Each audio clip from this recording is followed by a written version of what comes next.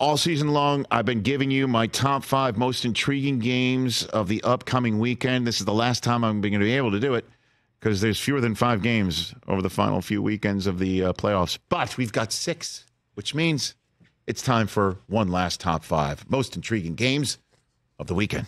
High five. 1, 2, 3, 4, 5. Rich's top 5. All right, let's do it. Number 5 on the list is the first game of Super Wild Card Weekend. I am intrigued by the Browns and the Texans.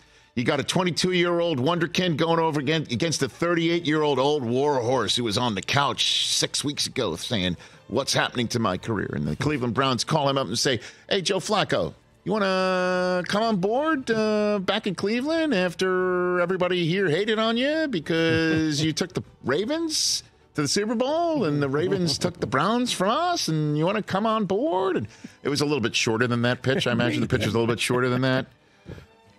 But Flacco has come off the couch and is a house afire. And the last time he was there, he torched the Browns, and Amari Cooper had over 220 yards receiving against the Texans in that building. But this time around, the Texans will have C.J. Stroud instead of the two-headed quarterbacking monster of Davis Mills and Case Keenum. It is the first career playoff start, obviously, for the wonderkind. If I say it one more time, I will stop now. Rookie quarterback of the Houston Texans. Can't wait to see what the AFC South winners do against the AFC North runners-up, a rare 11-win, 5-seed wild card team from Cleveland. I can't wait for that. Number 4, I'm putting Steelers-Bills above this just because I can't wait to see what the weather looks like. Yeah. And I'm just wondering if Old Man Winter is going to somehow, some way, even the playing field between one of the hottest teams in the NFL since the Bills were 6-6 against a Steelers team that once upon a time was 7-7 and staring into the abyss of a non-playoff season again.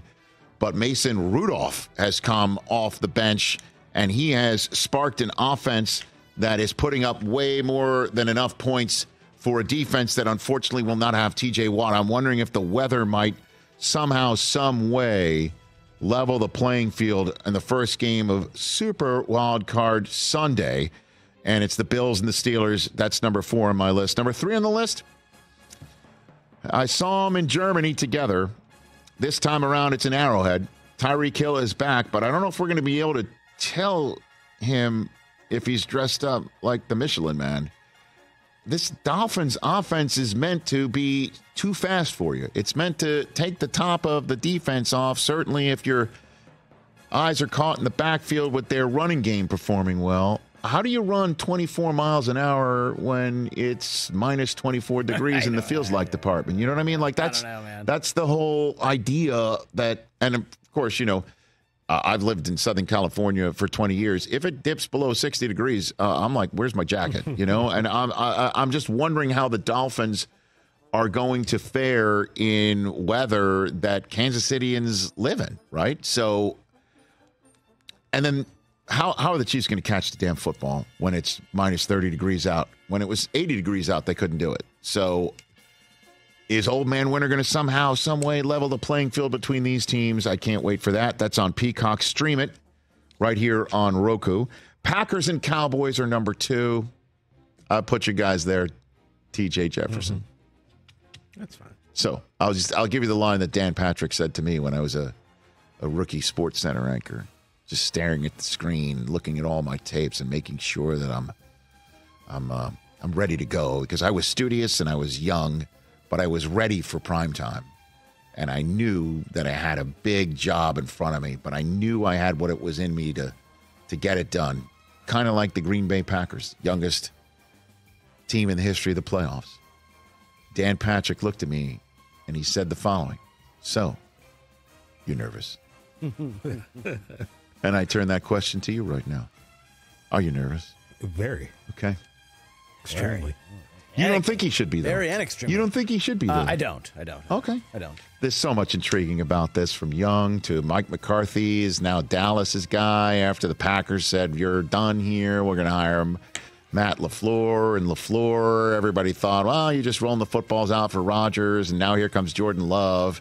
And they made the playoffs. And there's a vast, lengthy history between these two teams in the playoffs. Let's see. Love looks a lot like Rodgers. Let's see if he has the same success as Rodgers against the Cowboys in the playoffs. He won the Dez Caught game and then won the Jared Cook Caught game in the Jones Mahal. Let's see if Love has the same magic. Number one is the Sunday night football game. Matthew Stafford. I mean, of all the gin joints in all the world that's finally hosting a playoff game in 30 years, it's Detroit. And of all the people to stroll in there and try and one and done them, it's the guy who never won a playoff game, never played a playoff game at Ford Field. It's the first ever playoff game in Ford Field. It's Matthew Stafford and the Rams. And of all the teams that could come in and try and beat Jared Goff in his first playoff game as a Detroit Lions quarterback, nobody ever thought the Lions were going to use him and use him well and have him be a playoff quarterback because everybody thought the Rams aren't going to need Jared Goff. They cast him off. How are the Lions going to keep him and use him? They're just going to have him as a bridge quarterback to whatever young guy that they draft. And Hendon Hooker is sitting there, but nobody's thinking about him. The way that Goff has been playing for the last 2 years for Dan Campbell has been nothing short of spectacular. And of all the teams trying to one and done him, it's the Rams and Sean McVay. Come on. And Aaron Donald. That's my most intriguing matchup of Super Wild Card Weekend. And why not? Just hit it one more time. Why not? I got one more because guess what? There's only one more game. You think we need one more? That's right, George. All right, we'll get one more. We will, because that's it. Eagles and Bucks. I put them here. I know you always thought this was kind of like the hanging chat of the weekend, right? Yeah. I would have liked to seen Dolphins and Chiefs here, but okay. Like I said, they had to give a compelling matchup with a star of the game, the face of the sport, if they could, and Taylor Swift all bundled up in the house for Peacock. I get it. They've been rumored to cough up 9 figures of I guess, what would you say? Peacock cash. Yeah. Hard-earned American. Yeah, I know. 9 figures of universal cash for this game. Eagles have been terrible in the second, since November ended into December. They were 10-1. Terrible. 10-1. They're 11-6. They've given up 30 points a game over the last 6 games. I don't know what's happening. They're disintegrating. But we'll find out if they can flip the switch and can Baker Mayfield get to the divisional round in his first season in Tampa, where he told us this week he would love to stay. Those are my most intriguing matchups of Super Wild Card Weekend. Have a lot of fun watching it, everyone. Catch the Rich Eisen Show every single day on the Roku channel, 12 to 3 Eastern, for free.